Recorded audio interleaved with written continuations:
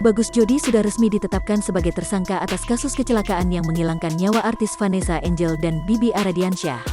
Keluarga Tubagus Jody, yakni sang ayah juga sudah mengetahui terkait penetapan tersangka tersebut.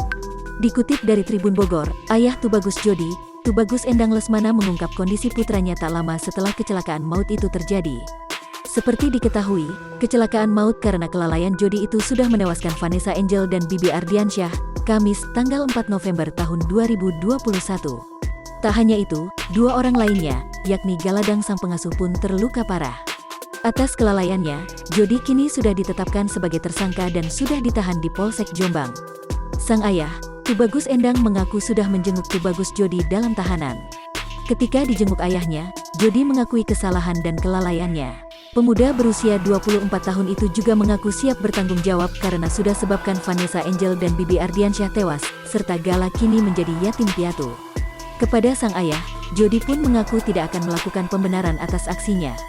Saya dapat amanah dari Tubagus Jody, kalau dia tidak akan melakukan pembenaran, karena siap bertanggung jawab atas segalanya.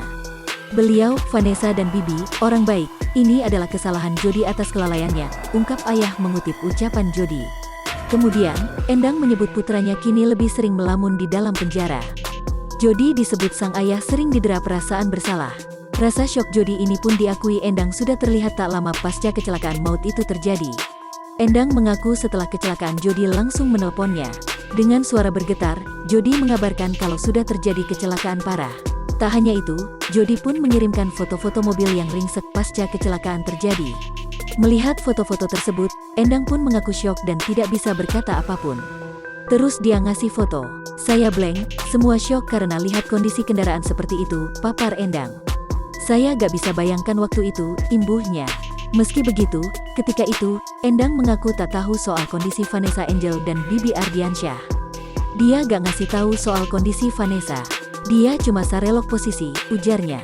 Endang mengaku mengetahui kabar Vanessa Angel dan Bibi meninggal justru bukan dari Jody, melainkan dari media.